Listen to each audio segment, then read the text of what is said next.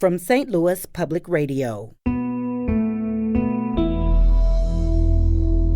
This is St. Louis on the Air. It's the fact that I could just sit back and I know what's going on with that person. I know what's going on with that person. I know what's going on with that person, and they have no clue. I mean, being hyper alert, this is on some level, it's a superpower. On the other level, it's exhausting. Because the thing is, you have to think for others. It was like going to the grocery store or going into a restaurant and like sensory overload and your brain just shuts down. You just kind of sit there and stare at things. That happened to me like quite a few times. The environment, the anger, the tension is at an all-time high. A lot of it is trauma. I learned how to get the most out of whatever little that we had.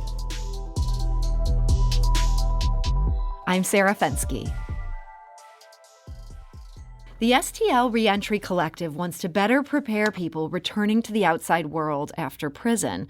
Plenty of organizations try to do that. What makes this one different? Well, it was founded by and is led by people who are themselves in the same situation.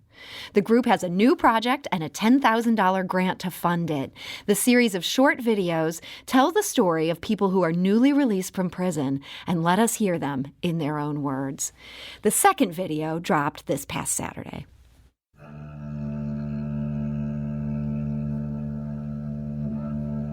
My name is James Granderson. I am roughly out of prison for over 2 years now. I was released August 6, 2019. I currently stay off of Kings Highway and 70. I am a paralegal, but I'm also a carpenter.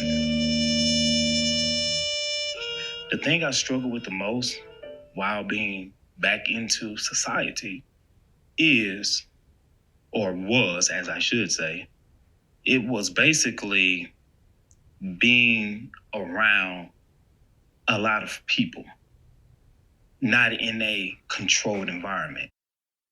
And that is from the new documentary series by the STL Reentry Collective. And joining us now to tell us more about it is the star of that second video, James Granderson. He was released from a Missouri prison in 2019, and he is himself part of the STL Reentry Collective. James, welcome. Hi, how are you doing? And we're also joined today by Harvey Galler. He's a co-founder of the STL Reentry Collective. He helped start the organization in 2020. That was after himself leaving the prison system. Harvey, welcome. Hi, welcome. So tell us a bit about the STL Reentry Collective. What was your original vision for this organization? The original vision for the organization initially at the time, COVID had just hit, and there were a lot of formerly incarcerated folk that were unemployed, couldn't make their needs be met, and it was just there was not a lot of resources out there that were helping them get their needs met. So we initially started this to help them meet their immediate financial needs. Okay, so you were looking at just how can we make sure these people can pay the bills? Yes, absolutely. Get medication, pay their rent, stuff like that. And you had mentioned that when you were released from prison, this was just a couple months before the whole world shut down. What was the timing on that? I got out December 23rd of 2019, and March 20th or so, March 17th, I think, is when we got the order that we were shutting down, right? So that was 3 months. So you got just the smallest taste of what the real world is like again, and I got to experience it a little bit, and then back to isolation. So James, you were out a bit before that. You had maybe 9 months of experiencing the real world before the pandemic hit? Close enough. I got out, then started work immediately. Started working with East Lake Management right down here on the south side as a leasing agent. So while I was with them, COVID hit, and I lost my job. Mainly because of all of that. Yeah. I mean, people were just hey, we can't keep anyone on the payroll anymore. Everybody go home. Now, for you, you're in this process of trying to get started after spending quite a few years in prison. Yes, 18 and a half. 18 and a half. So what was that moment like when you're shoot, I just lost my job? It was, a month prior, I started my own business. But the goal was to use my primary job to fund my own business. Man, right at the beginning, it just went sour. So the only thing that I could do at that time was basically work my own business and do other jobs on the side. And I want to talk in some depth about your other business, but just to give people a small idea here, you were getting into the legal business. Yes. Paralegal. Yes. Self-taught paralegal. Yes. And people were hiring you. You had great success while you were in prison doing this work. Yes. And it all started back in 2004.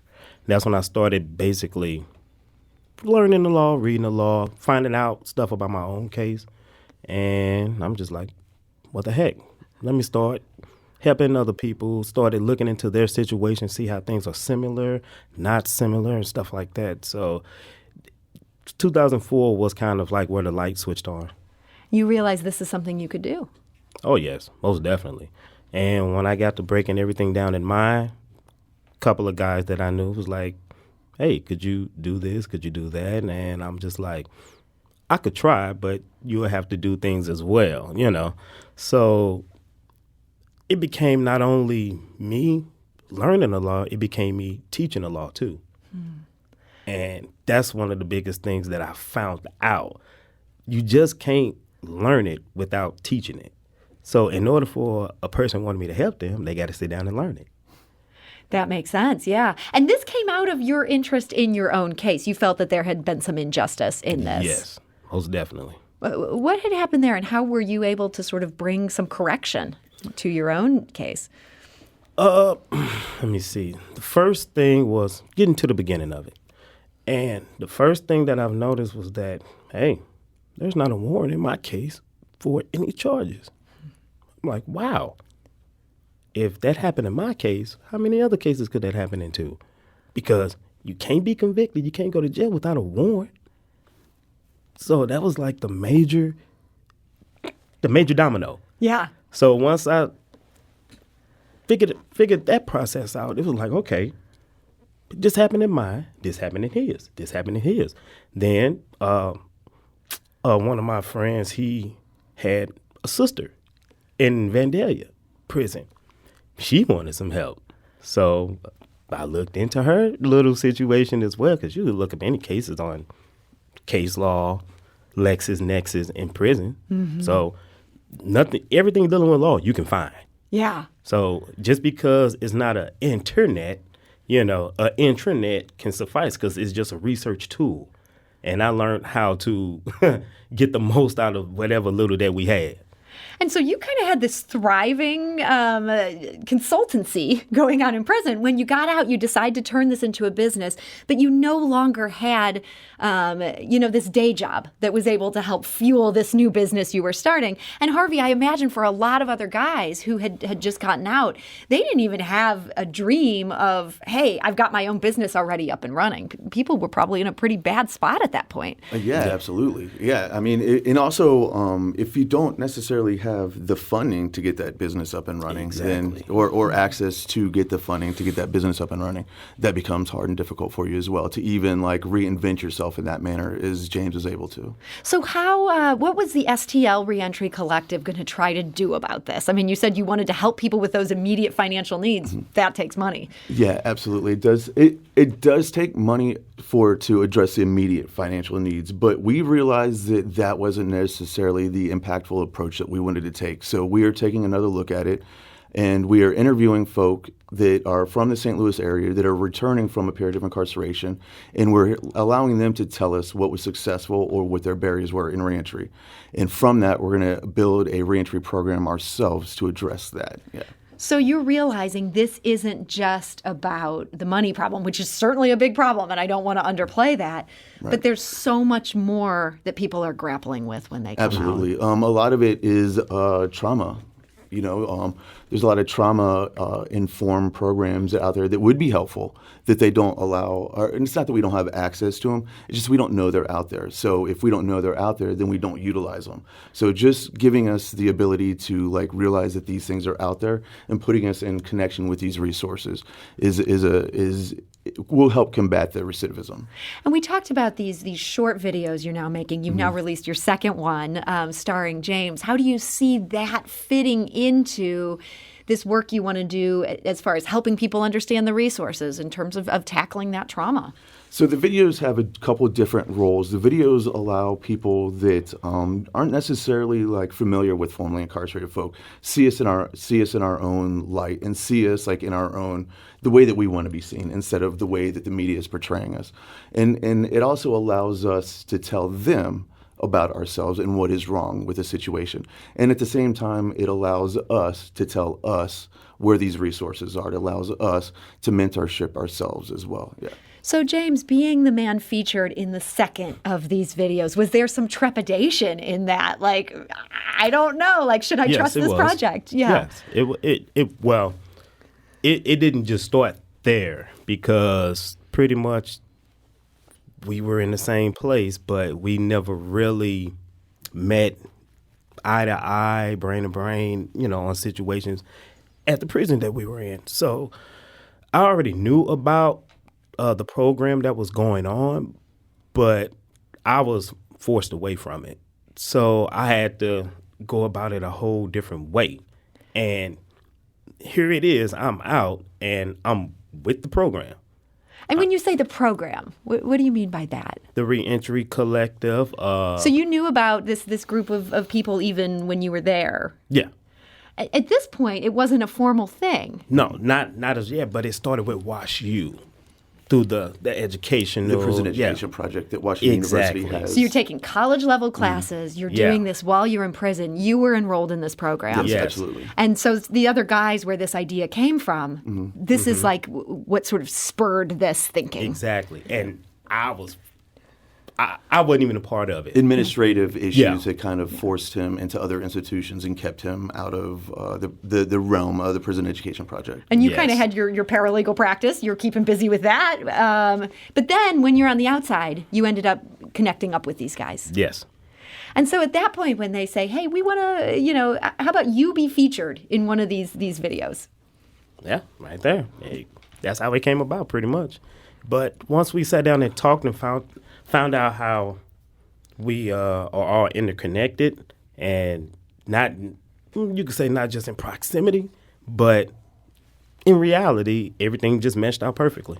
And did it feel empowering that here you are, you're telling your own story? It's not me who decides what questions I'm asking. It's not the media deciding what quotes they're going to choose. You're deciding what you want to say. Yes. That's amazing. That's the most amazing part. How did it feel when you saw the final version of this video? Oh, I loved it. He did good work.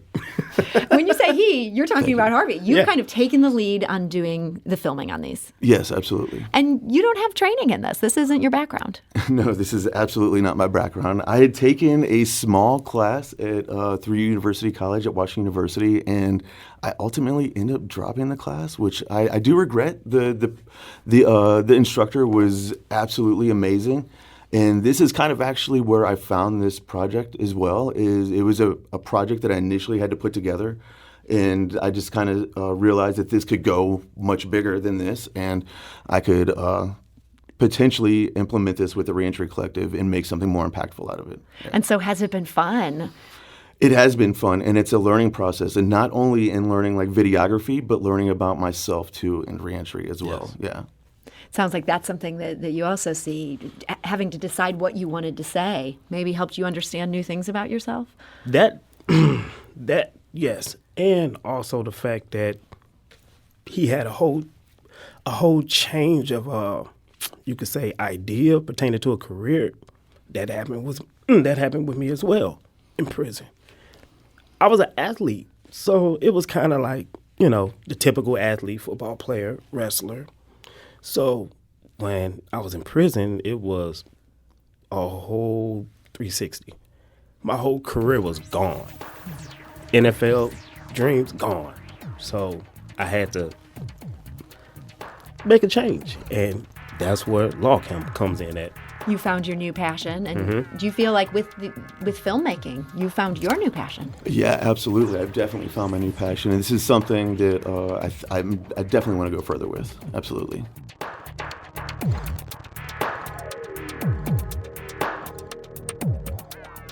We need to take a quick break, but we'll be back shortly to continue this conversation. This is St. Louis on the Air on St. Louis Public Radio.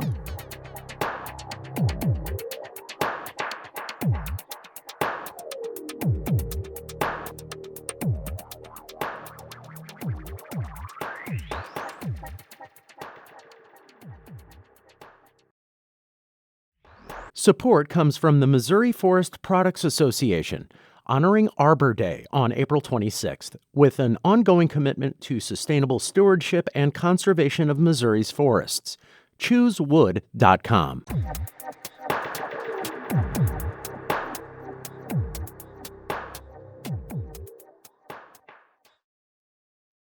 Welcome back. We're talking to two members of the STL Reentry Collective. That's Harvey Galler, who helped start the organization in 2020, and James Granderson, who's also part of it and also working as a paralegal. Now, we heard just a short clip earlier from James's documentary, which dropped on Saturday. The first documentary short features a man named Jerome Taylor, and he was released from prison last June. He said this about what reentry means to him. Reentry for me is what the ball is to like a puppy. Cause it's like, it's so much about this ball that looks simple, but it's not until I actually start interacting with it. And that is Jerome Taylor, as featured in that first video by the STL Reentry Collective. You can watch both of those on its YouTube page. Harvey, does that analogy there, does that resonate with you? The puppy just eager to get to that ball? Yes, it definitely does. Because everyone, when we get out, we're so eager just to get back to our regular lives or just create the lives that we've been envisioning for so long that we want to hit the ground with our feet running, right? We don't want to be standing still. The rest of society is still just moving at that pace, right? And at every turn, not every turn, but a lot of turns, we end up like fumbling, and it's like that ball bouncing back and hitting us in the face, and you're still like just mesmerized by it, still trying to figure it out. Like how can you grasp this and hold on to it?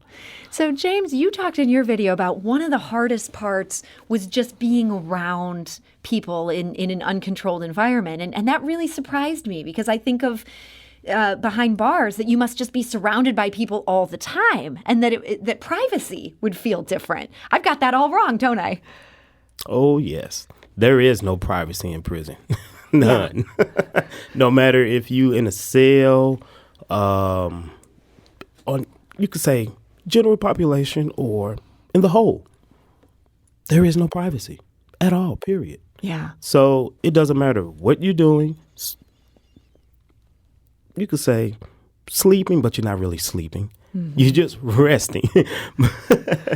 And because there is, you can never basically sleep in prison. Because somebody is always watching you. Always. But not only that, you could say the intensity, the environment, the anger, the tension is at an all-time high, 24/7. It never lets down. So rest, really, there's no such thing. You have to create that rest yourself. So I understand completely about that aspect of it, but no, there is no privacy whatsoever. No privacy. So then when you get out, why is it hard then to be around other people? Because being in that environment, and I'll just use my example. Every morning, you got to get up at a certain time. You got to be at one place or the other. If you know you finna go do one thing, you gonna go do that, and you're back into your cell. Now, they have control movement in prison. So your movement, it only allows you to go from here to here. You can't go that way, or you can't go that way. So it's just like society, there is no controlled environment. Mm-hmm. Everybody is going here, there. So by you regulating your life off of a controlled environment aspect and trying to get the most out of every day in that environment, your time, your patience, your breath you take every day, it's at a limit. You can only do so much. You can only tolerate so much. And in society, the average person really don't know that. Harvey, how have you seen people sort of grapple with that? Almost there's too many choices all of a sudden when you haven't had any for so long. I know for me, like one of the biggest things getting out was like going to the grocery store or going into a restaurant and like having choices. James is like, absolutely. Yeah. You just kind of go into like sensory overload and your brain just shuts down and you just kind of sit there and stare at things. That happened to me like quite a few times, like at the checkout line at a fast food restaurant. I didn't know how to use the point of sale things that they have now, right? You put your credit card in there. It even makes like an awkward noise that it's been rejected. You know, even those kinds of things are like confusing. So, yeah, you just either people go into this like real anxious state where they lash back out at it, or they just shut down. Me, myself, my brain just kind of like stops there for a second, and then I have to like reprocess the environment I'm in and what's going on around me. And you talk about that anxious state. At the same time, so many people are dealing with trauma, and like big trauma, like trauma that predates even before going to prison. Yeah. And these are things that people generally, they haven't gotten effective treatment for while they're behind bars. No, absolutely not. There are no trauma-centered programs at all in the Department of Corrections. No programs that address like the core issues of what necessarily brings people to prison. And it's not necessarily like their bad behavior. Environment. Or the environment. It's just other things that happen externally that like bring people there that happen to them sometimes that leave a lot of trauma, and then we don't know how to process it. And in that process, it leads us into criminality, and then we end up in prison. And if those things aren't addressed, especially with gun trauma is something really hard to address, and it really like. Some of the folk that I've seen that suffer from gun trauma, it seems like it's the hardest for them to actually like acclimate because of all these other external issues that are going on, like loud noises and things, being in large crowds where you don't necessarily know the body language of that individual. These things become like triggers to automatically go into a survival mode. And so then you're coming out of prison, you're dealing with sensory overload, you're dealing with anxiety, and on top of that, you then just have these layers of all of this stuff. This is something I know you guys are passionate about, trying to help guys go through this. It seems like something, though, that this is so hard. I mean, you're just talking about layers upon layers, decades upon decades. You might laugh at this, but it is funny. If like just being in that environment, you can walk out of your room. You don't have to go nowhere else. You could just stand right outside your door and just look at your landscape, and you can know everything that's going on in the prison just by standing right outside your door and observing. Now, the average person would, ask like, how can that be? But that's how keenly that environment makes you. It makes you watch, observe, take everything in, so you don't miss nothing. So once you come out of that environment and you right back out there in society, that's when I say, just being around a lot of people, it's not being afraid to be around a lot of people. It's the fact that I could just sit back and I know what's going on with that person. I know what's going on with that person. I know what's going on with that person, and they have no clue. I mean, being hyper alert, this is on some level, it's a superpower. On the other level, it's exhausting. Because the thing is, you have to think for others, not just for yourself, for others. And that's how prison is. To stay out of trouble, you have to think for the next man, or the next 10, the next 20. That's a scary thing to do. It's like playing chess. Yeah, exactly. Predict your movements. Yeah, exactly. So this is something you guys want to try to address with trauma workshops. Yes. What are the plans for that? So we have just partnered up with the St. Louis County Libraries. They're going to actually allow us to hold the events there. They're going to publicize and host the marketing and all this for the events. But anyways, the first workshop we're going to address is just institutional trauma, gun trauma, sexual violence, things like that, things that lead us back to prison.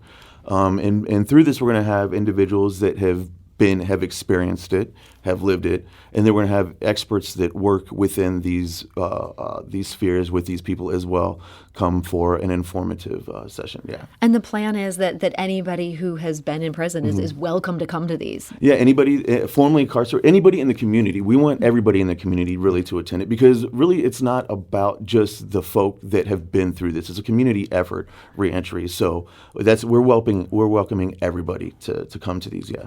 And so these are going to be facilitated. You talked about bringing in some experts in this field, but they're really being facilitated by the collective itself.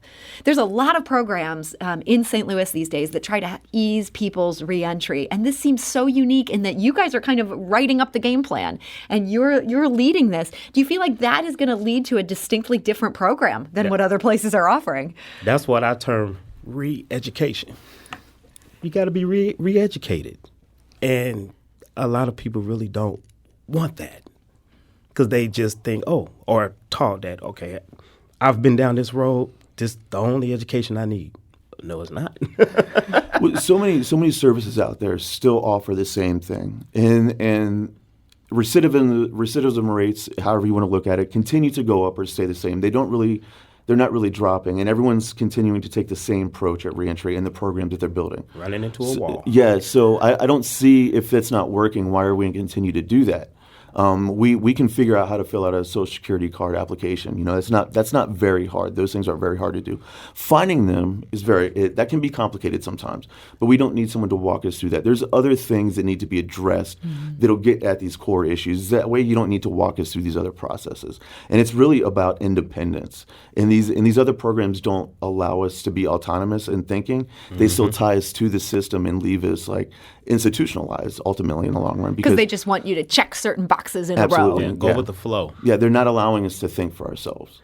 And do you think for guys who are like, I don't know if I need this kind of support or not, knowing that it's led by people who have themselves dealt with this and know firsthand what they're talking about, that makes a difference?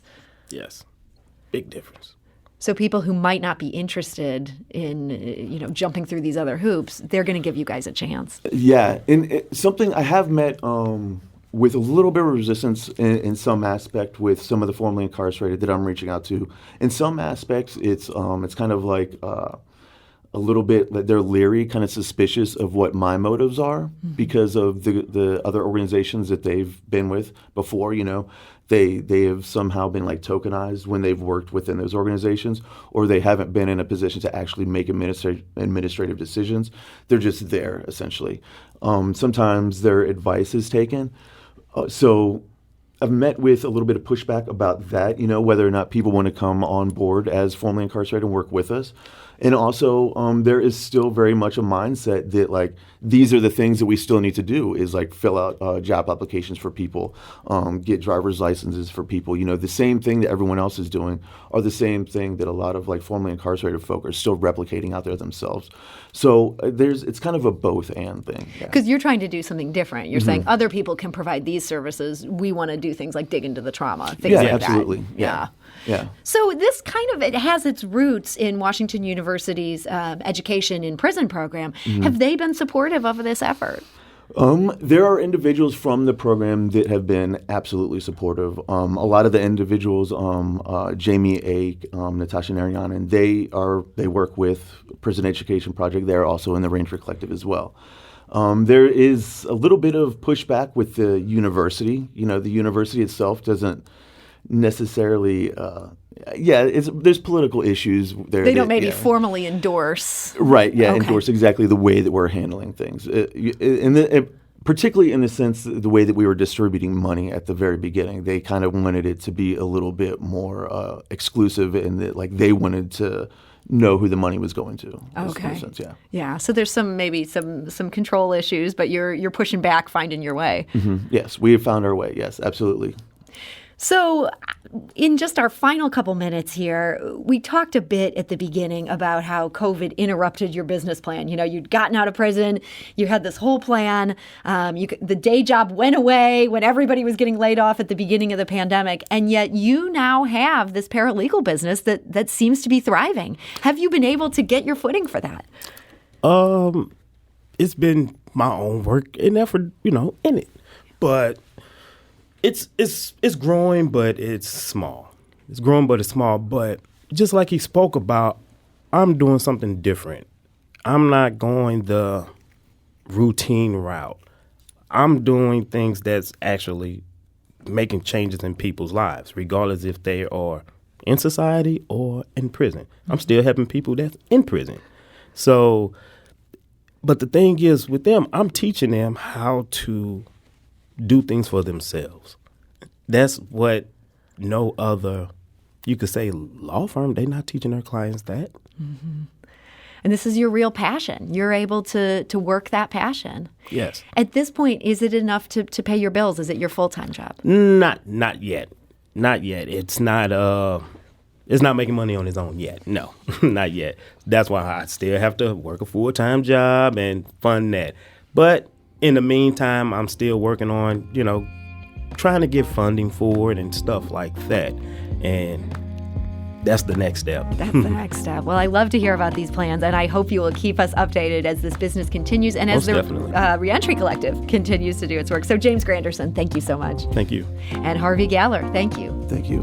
And James and Harvey are with the STL Reentry Collective. You can find their videos, including the one featuring James Granderson. Those are on the YouTube page for STL Reentry Collective.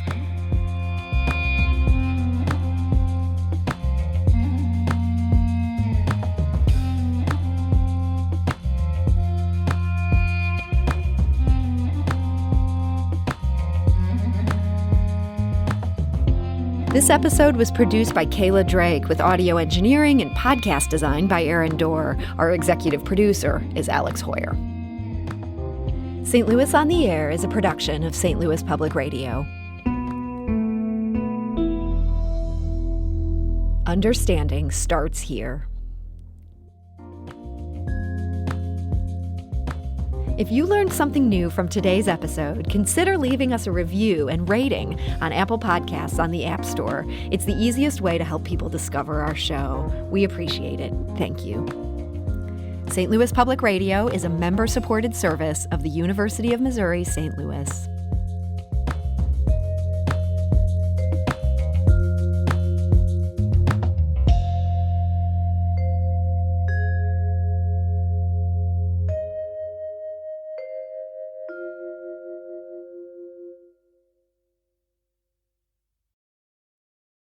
Support comes from the Missouri Forest Products Association, honoring Arbor Day on April 26th, with an ongoing commitment to sustainable stewardship and conservation of Missouri's forests. ChooseWood.com.